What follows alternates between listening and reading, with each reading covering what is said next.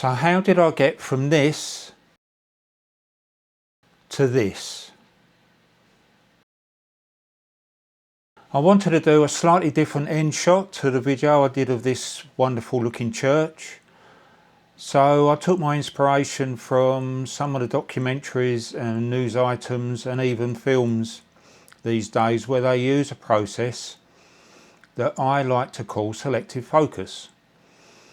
Now, it's happening a lot in documentaries these days. The camera will focus on a particular item like a flower, and then you can see somebody talking in the background, and then gradually the focus will shift from that flower to the person.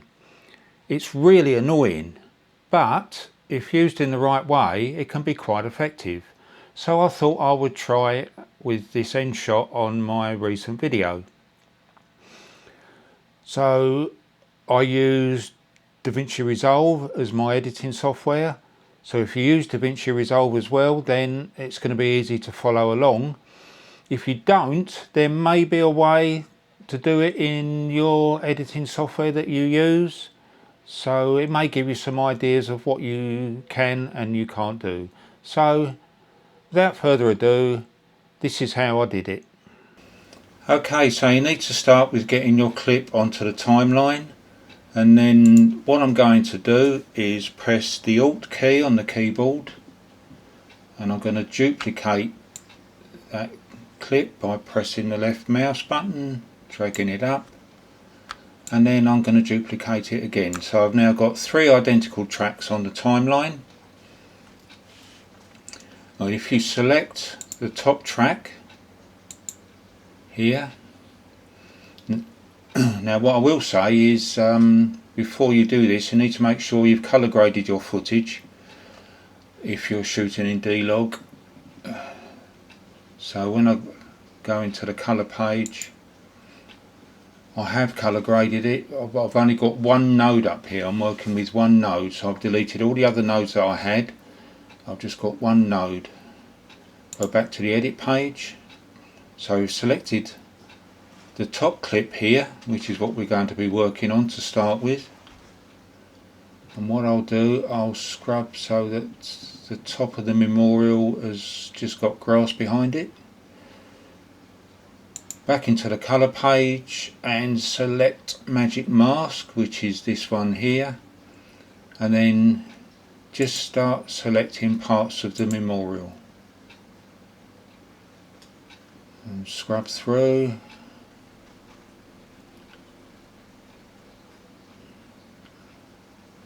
And just start selecting more. I'll keep reselecting over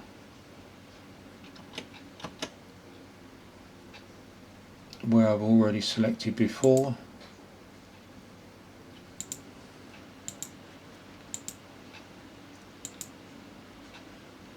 So make sure I get absolutely everything. Some people might call this overkill, but I want everything selected. Scrub through more, just keep going.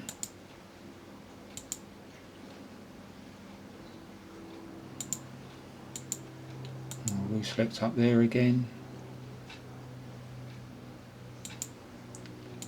Just put as many in there as possible. So I've done this before with the minimum amount of selections and it hasn't worked. And we're coming to the end of the clip now, so I want to make sure all these steps are selected. Shadows, and then come down to here and you've got track backwards and forwards, or forward and reverse. So select that and it will start tracking. Now this might take a little bit of time, but just keep an eye on what's happening, and we'll let that select and I'll come back in a minute. We're getting towards the end of the tracking now, so I'm going to wait until the cross on the top of the memorial disappears out of frame, and then I'm going to stop the tracking. So I don't want it to latch onto anything else, so I'll wait until that disappears. We're pretty much there really. So if I stop it there, so that has now tracked that, hopefully. Now you want to go over into this blank area here and right click and select add alpha output, and then connect that from your node onto the alpha output. And now if we go back into edit, you won't actually notice any difference whatsoever. But what we're going to do now is select the second track, the middle track, and I'm going to add a lens blur.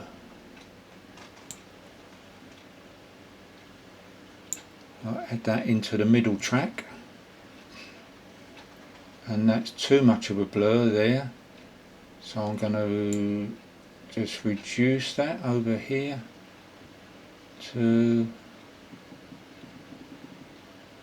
about there, I think 2.48.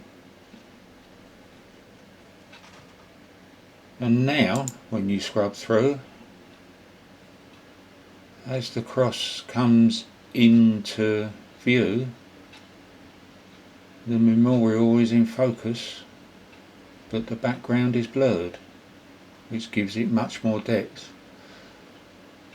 But you'll notice that the blur comes in just a bit too quick.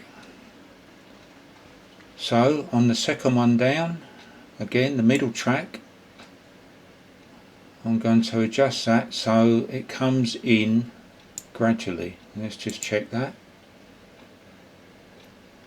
So that blur should now come in gradually as the cross comes into frame.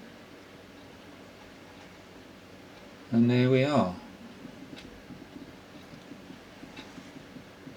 Now the reason I left the original track on the bottom and I haven't actually touched that at the moment is in case it needed more adjustments, and I've still got that original track down there.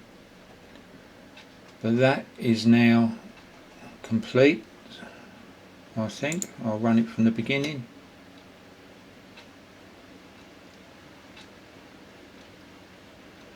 And as that comes into view, that just gives a bit more depth to the whole image. Well, I hope that's given you some ideas, and thank you for watching, and please like and subscribe, and I'll see you for the next one. Bye.